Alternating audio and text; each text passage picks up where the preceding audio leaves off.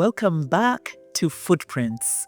And I am with my guest, Dr. Robin Kibuuka, who recently wrote a book called Build Legacy, Not Inheritance. And he says something very powerful. Legacy is not what you leave for people, it is what you leave in people. And we're going to continue this conversation in part 2 of this conversation. And something I picked up in your book, Robin, which I underlined in pink, as you can see, which I highlighted, which I found very instructive. Your legacy is crafted daily through your thoughts, actions, and contributions to the world. Thoughts is something I circled because I had never thought about it in that way. Because anyway, our thoughts become things. Our thoughts, we then act upon our thoughts. So to even think about what you're thinking about as part of legacy, please talk to us about that. Okay, that's interesting. I'm glad you picked that up. I think from the beginning, what is important is that if you really want to leave a legacy, you basically have to incorporate it in your vision. Okay? And we all have dreams, Yes. thoughts. Sometimes they start as thoughts, they build up, and they become a dream. You imagine yourself maybe having a farm or helping children or cancer run for Rotary. How am I going to design it, bring in people, encourage people, motivate people, so we can all come in together and do this? So it starts off with a dream or thoughts, but it's important to concretize it in a vision. And people recommend to you that it become much more concrete if you take it out of your head and put it on paper. Why? Because you start to get clarity. And if you put it on paper and you keep on redrafting and improving, you are thinking more and more about it and trying to expand it, what you need to do, and so on and so forth. So that vision, the dreams, thoughts go into the vision. But this is now where your idea of building a legacy comes in, because you were saying, look, my interest is to help cancer patients. And how do I help those patients? How is it important to me? Who can I bring in else to be part of that? So as you concretize it either on paper or discussing with other people, you are clarifying it in your mind, okay? But you are also trying to, at some stage, you need to start to put down the concrete steps you need to take to execute, okay? And so that helps you to start to move forward, because it's one action at a time. It's a daily process. You wake up every morning and say, I am committed to working with cancer patients. I'm committed to providing water to the community. I'm committed to providing books or reading opportunities, whatever the case may be. Now, that helps you to start to put things together and then to concretize it with actions. And I said one of the most important books I read it's called Simple Steps to Impossible Dreams. Okay? Yes. Now, that book helped me. It's a very simple book. It's nothing very complicated. It's a very simple concept. But I think what it taught me was that you can actually dream very big things. Small steps to impossible dreams. You can have a very, very ambitious project in your mind or a dream, which you can actually implement with simple steps, one step at a time. And what it taught me was, once I had a vision, the idea was to write down 10 steps you are going to take to realize that. So when you break it down into small pieces, it helps you to start to simplify it. But for me, what was important at the time when I read it, I had felt overwhelmed. I was multitasking, and my career was almost coming to a standstill, because I said, how am I going to deal with this? How am I going to deal with this? How am I going to deal with that? Now, when I started to put down those steps, okay, typically you may have 5 tasks to do in the office, and you write down 10 small steps for each task. All of a sudden, you see that by taking those small steps, you have momentum. And if you are stuck in one task, at least you know another task is moving, okay? Or maybe 2 tasks are moving, 1 or 2 or 3 may be stuck. So it helps you to know that you can still be making progress, even though not on all fronts. So, but also it helps you to visualize a situation from beginning to end. And if you see a big issue or a big dream, but you can devise simple steps to achieve it, and over time you start, that's where the to-do lists start to come in. And that will help you to execute small tasks every day and keep you motivated and focused on the task. So that was very important for me. So have a vision, concretize it, and then be comforted that you can take small steps towards realizing that dreams. That is where it's a daily process through small action. Actually decisions initially, because you reach a point where you say, I need to make a decision. Am I going to work on this issue? And then you say, yes. Now, how do I implement it? So on a daily basis, you wake up in the morning, you are thinking about what you need to do. Or before you go to bed, you put a lot of ideas in your head, okay? Some people sit down and write those issues down before they go to bed. Others actually pray. And you don't realize how important prayer is. That you, in a quiet moment, you sit down, you pray to God, and you say, God, help me with ABC. And all of a sudden, you can sleep very comfortably. Why? Because you know you've entrusted somebody with your innermost feelings. And so you sort of uplift that of your mind, of your chest. Yes. But the funniest thing with the mind is if you put questions in the back of your mind, unbeknownst to you is quietly in the background, the mind is working. Yeah, the wheels are turning. Okay? So you may wake up in the morning taking a shower and a moment. It's because you primed your mind to do that type of thing. So we come back to vision, and if it's a purposeful vision, that is how you are going to be basically engaging in thought, planning, concretizing your legacy. You have to have a long-term plan. What do I want to do? How do I want to achieve it? And then these other steps are simply stages taking you there to that particular. And I think you can easily see that I've gotten an offer to be a director on such and such a company. If you have a purposeful approach to life, you then sit down and say, how does that fit into my purpose? How does that fit into my vision? Is it really a side, something which will take me away from what I'm focusing on?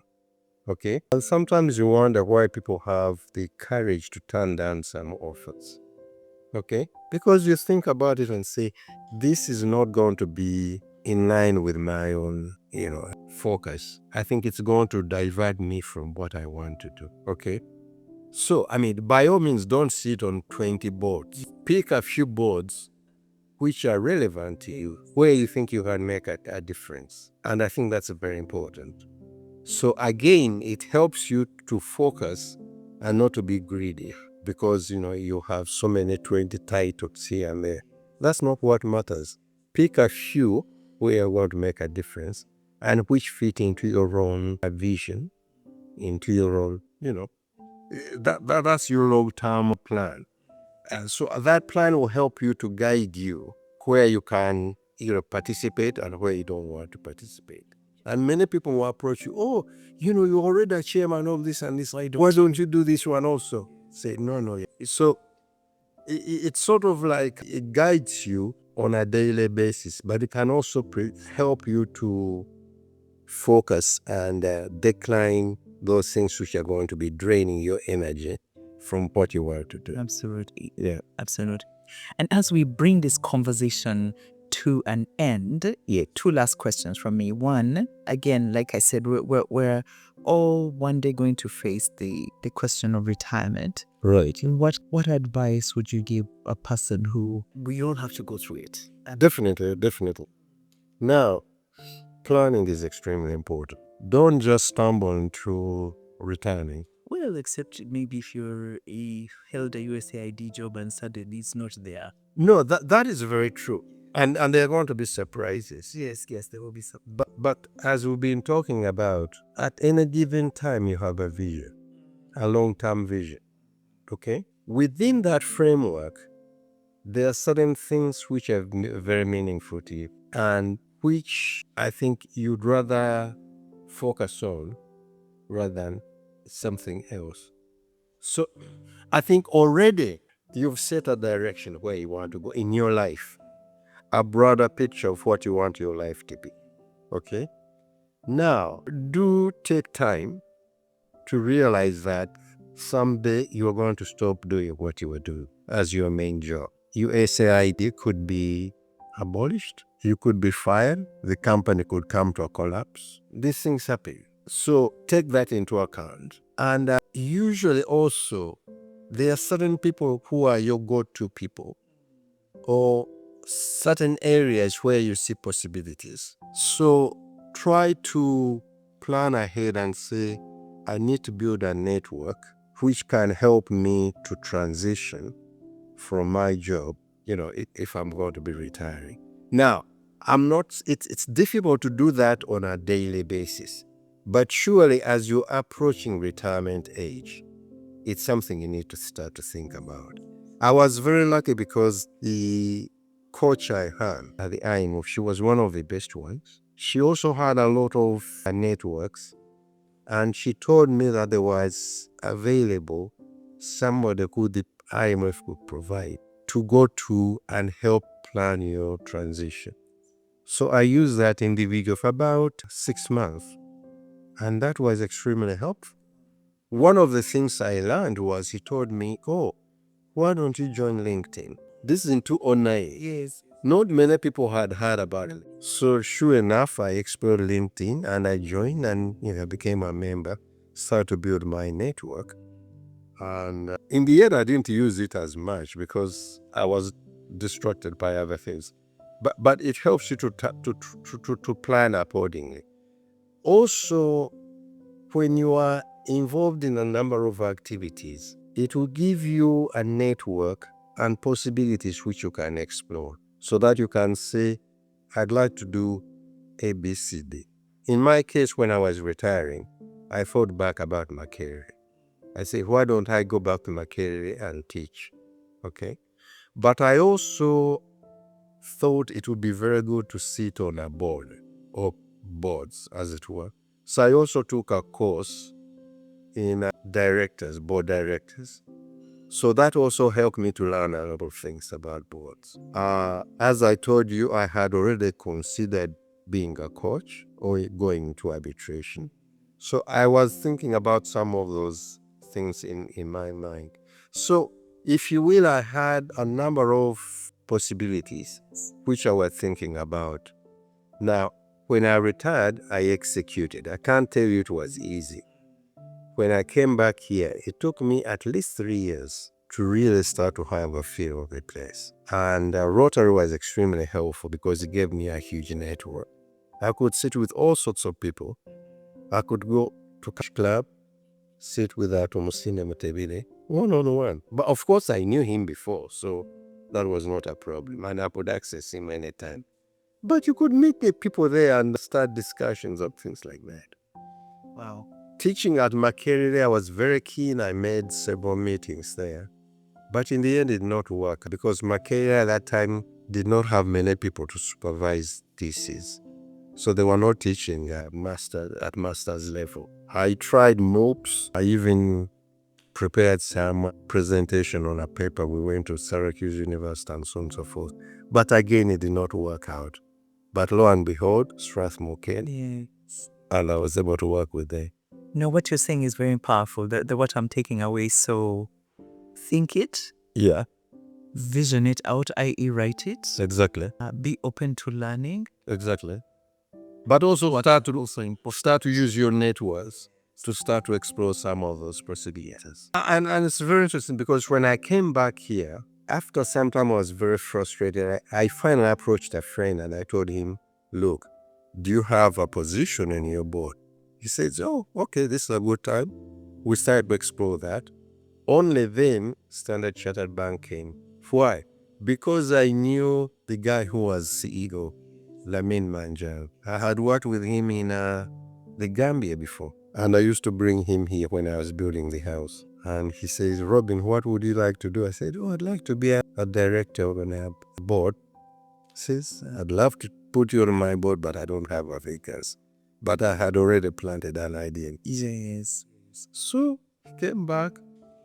And I mean, I was lucky in that sense, but that's where serendipity can be helped by your networks. Because if you prime your mind, and that is the most important thing, by the way, if you prime your mind, you have to say, sooner or later, I'm going to step down from this job. Okay? What can I do after this job? Or what can I do with the experience I've acquired here? You could say, I'm going to write a book. You could say, I'm going to start teaching. You could start at all Rangers issue. But when you prime your mind, you activate your networks, that creates opportunities for you.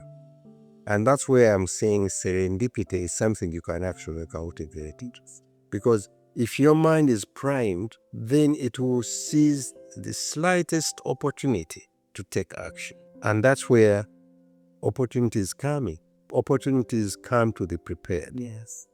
If you are prepared and you've been thinking about it, and a lot of it has to do with your vision, putting it down on paper. I want to be a teacher, okay?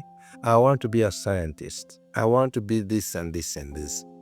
Concretize it, put it down on paper, expand it, and say, oh, if I want to publicize my book, and I know somebody told me Jackie Asimwe came to the launch of my book. Now, why don't I reach out to Jackie and ask a favor or do something? Or why don't I do something on LinkedIn and say, I met or I participated in such and such a function, and let me share it with a number of people.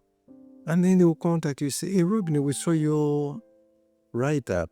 Why don't we have lunch? Opportunities are now opening eyes. Yes. And what you think is serendipity is actually something which you may have planted.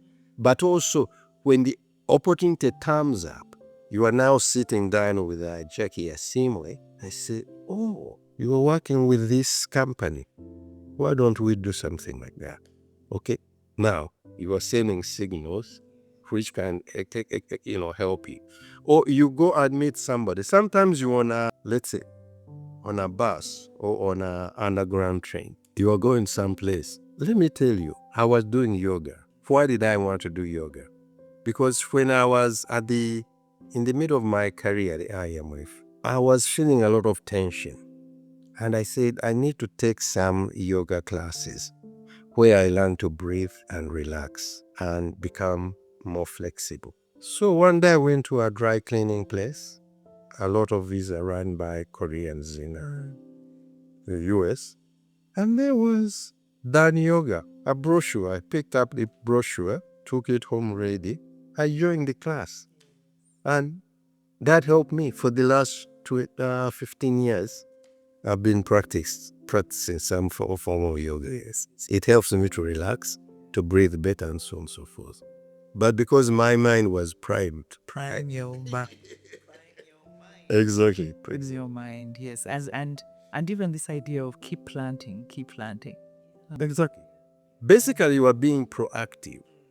And being proactive can help you in so many different. Not always, but it's a start. It's a start. And a prime mind with an effective network is one which is going to generate opportunities for you. Absolutely. I even wanted to ask what is your advice for young people, but I feel like that itself. But in case you have something else to say. No, that's interesting because since I wrote this book, the one interest I've had from a lot of people, young people, is how do I start to build a legacy? And they say, do I need to be retired? I said, no. You start start with a vision, expand it out, and write down the things which are passionate to you, which are meaningful to you. Think about something which really means a lot to you. It may be that your grandmother was running some business or your grandfather was running a business. Okay? What can I do to expand that idea and take it forward? Okay? What can I do to honor my uncle? What can I do to honor my parents? It's that type of thing. And then once you have a seed in your mind, you put it on paper, you expand it, and that is what you want to be. That is your legacy. Yes. Okay? You are not doing it to create a legacy per se, but you are saying, let me honor my parents. Let me honor my teacher. Let me honor so and so. Okay? Now, why are you honoring them? Because they left an impression in your heart. So you are now taking that inspiration and giving it forward. Yes. Okay? So that's what legacy is all about. So even as a young person, make sure that you have a purpose and you try to put it in your vision and work on that vision to sharpen it and talk to people about it and get feedback and you keep on refining it. After about 1 or 2 years, you'll be very surprised what something which started very small can expand into something meaningful with a great deal of clarity. But because you've been investing slowly into that and expanding it and clarifying it on paper. And writing helps you to, having written this book, I cannot, you become a much better writer, okay? You keep going back and forth, but I didn't say this quite right. How do I expand it and so on and so forth? And young people these days, they are lucky you have AI. You can prompt it to clarify a number of issues because inevitably when you're writing, when you are even thinking about your vision, there are certain concepts which you want to clarify in your mind. What is attitude? What is serendipity? What is this? And by defining and understanding the meaning of those concepts or words, you actually expand your horizon. And that can help you to gain clarity on how to take something forward. And you expand it and you'll be very surprised what you learn from. Something that you mentioned, where does somebodyness fit in legacy? That's a good question. I think that comes from Martin Luther King. Yes. You have to add Martin Luther King, he died at age 39. A lot of people don't realize it. He died Nobel Prize winner, Peace Prize winner. He was a preacher and he had a very powerful dream based on his life experience and his people. I think racism, a key element to racism, is it makes the victims feel that they are not worthy of anything. Okay? And if you are robbed of that feeling that you are not worthy, then you've lost it. You've lost hope. You cannot get yourself together to be able to work on something meaningful. And I think that's where he came from and say, somebodyness. Don't ever let anybody else tell you you are not somebody who matters. So if you believe in yourself, I think this is extremely important. Now, for us Africans who never had slavery here, we are lucky because our families remained intact. And we have the family values, we have the cultures and so on and so forth. For those who are taken from the continent to Europe and elsewhere, they were cut off from their families. And slavery, they would sell the men away from the families. So virtually many families in the US, Black Americans, they do not grow up with their fathers, either from the slavery days or the fathers became people who did not believe in themselves. They end up in jail or doing things which are not very constructive. So they are not even role models to their own children. So that perpetuates and basically destroys the whole society. So for him, he was saying, don't ever let anybody make you think that you're not worthy as an individual. You are somebody worthy. So the point here is you always have to believe in yourself. And we are lucky, as I say, our parents, our families gave us those values. And from beginning, we had love, care, and guidance. So that, I think, is very, very critical. If you believe in yourself, then you know you are worthy of something. Therefore, you can contribute in a meaningful way. And that allows you to motivate you. It encourages you to move forward and say, yes, I'm worthy, and I'm going to help and do and improve myself and keep on working in that direction. So that becomes extremely important in legacy, in the sense that it's really a concept of authenticity. And it's best to be authentic, to be yourself, somebody, okay? Not to try to aspire to be like somebody else. It's good to aspire to be like somebody else, but at the same time, you have to retain your identity and remain authentic, okay? Don't try to be a carbon copy of somebody else, because you'll never be as good as those individuals. You can be the best self, the best individual you were, by remaining authentic, remaining true to your values, and saying that as an individual, I'm worthy of so much, and that's what I'm going to articulate. I'll remain who I am. That's why music, if you have an identity, a brand, so to say, that's what you're now selling out to other people. So that brand is what is helping you to build your legacy. And don't ever let anybody tell you your brand is worthless. No. You build your brand, you know it's good. It's not perfect, but you can keep on improving it. And that's how you grow as an individual. And in the growth process, you acquire so many skills, values, and Experience.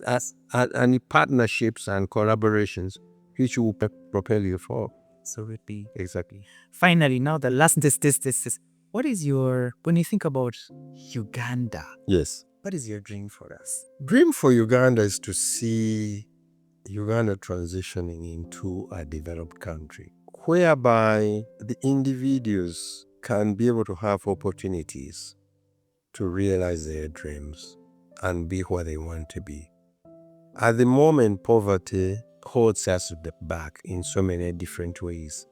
And we have a huge population which doesn't have access to education services, education, health, basic water, very basic things in life. But I think there is hope, because technology can help us to make leap forward. And secondly, also, we have a potential for youth dividend. We have a very large youth population, which, if we can be able to educate and empower the best we can, would be able to become adults. It will sort of be like a very large group of young people who all of a sudden become very productive, and that can propel the country forward. However, in both cases, we face challenges. How can we as leaders today help the youth realize their potential? The youth need to be trained, okay? The youth need to be equipped with so many different skills, whether it's agriculture, whether it's carpentry, with technical courses, formal education, whatever it is. How can we equip them so that we can realize that youth? Secondly, how can we use technology to transform this country into a developed country? Leaders have a role to play. And unless leaders set up governance framework and also strategize where they can empower the young people, we are going to end up in a very, very difficult situation. So it's a knife stage, if you will. There are opportunities, and we must be able to work carefully to bring those together. And I think we need to all build legacies where we uplift others. Legacy is about uplifting other people. We grow as leaders by uplifting other people. And so we cannot grow as leaders if we are just there for ourselves. No. Because your success is going to be measured by how many people you uplift and how many people you leave an impact in their heart, a positive impact. Okay. So that is important. So legacy leadership is extremely important. So if we can, as leaders, embrace legacy leadership, share what we have, give opportunities to the youth and others in our society, then I think we have a chance to pull out. And that's the great hope we have for this country. Robin, thank you so much for your time and for your gems, and thank you for writing a book. Please get it. Where is it available? Finally, where is the book available? The book is now available in Uganda, Book Point in Bugolobi, Aristoc, Uganda Bookshop, and Mahiri. Okay. And it's available for 100,000 shares. Of course, it's also available on Amazon if you are interested in that. Okay. Yes. Thank you. So if you want to read his thoughts, expand your ideas as you think about legacy, I highly recommend Build Legacy, Not Inheritance, written by Robin Kibuuka. Thank you so much for your time. We appreciate it. Thank you very much, Jack. It's been wonderful to talk to you. Thank you so much. Until next time, dear listeners, bye-bye.